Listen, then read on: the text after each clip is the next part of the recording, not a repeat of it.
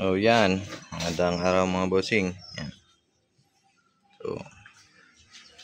So ang update sa mga order natin. Yan. So, ginagawa yung mga valve. And, yan. Mga hammer. Yan.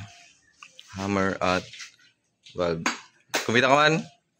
Ay, yun. Ikabil ko ito eh. O yan, mga receiver natin mga bossing. And, yan. Then, eto. May tatlo. So, babad yung mga yan. And, nag-pressure, leak. So, nagli-leak test tayo. Tatlong upper receiver. Naka-test tank. Ang isa is yan. So, meron silang 1.8 na output. And may laman silang yan. 1.8 din. So, nag-leak test lang naman tayo. Yan. Para makita. So, yan. So, nag-leak test lang. Kay boss. Yan, WYXA. So, itong tatlong to is kila boss Jasper B. Furunda with France and Ren Sandy Raps. Yan. Dito na yung mga unit nyo mga bossing. So, nag-leak test lang tayo. And siguro bukas, papadala ko na yan bukas. Sa mga gustong magpagawa, ayan. Kung nag-aalanganin pa rin kasi may down payment, wala na tayong magagawa dyan.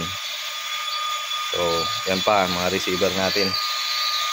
And, eto. Yan, mga swing, trigger assembly pala. Yan. So, busy silang magawa. Ayan. And, anong oras na?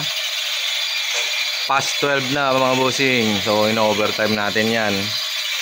Para matapos na at mapadala. Ayan. Ayan, mga test tank. Mga may magkagusto. Meron kaming yan. Meron tayong test tank. Kaya mag-focus. Yan. Meron tayong test tank. Yan. Pinibenta natin to ng 1K. So 1K po ang isa plus shipping fee. Ang bang purpose nito? Ang purpose nito mga boss is pag nag-tune. Yun. Pag nag-tune, pag nagre-repair, ito ang isubstitute mo sa tangke mo. Para huwag kang magbomba ng napakarami. So pag ito yung sinubstitute mo, mga konting bomba lang, mapapalabas mo yung 3,000 PSI. So, mapapalabas mo yung output mo.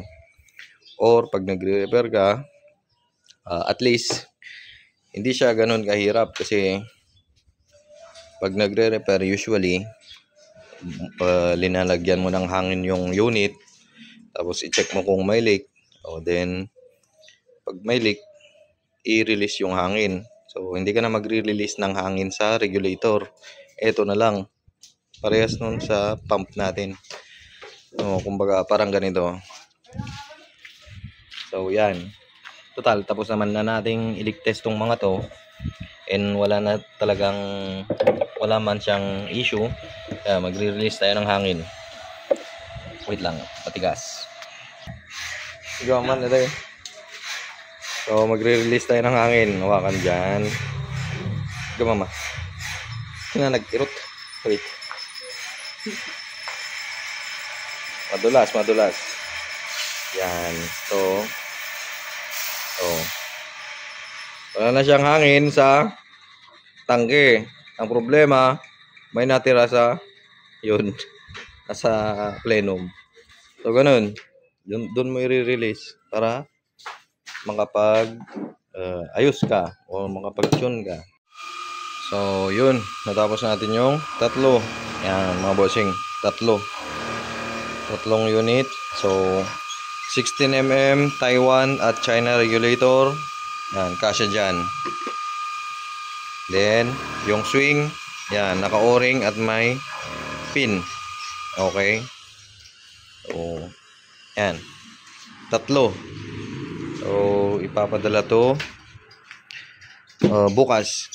Babalutin na to. Ipapadala bukas. Yan. Sa mga gustong magpagawa, o message nyo lang kami sa Kalinga PCP. And meron tayong down payment. Tapos, meron tayong pila.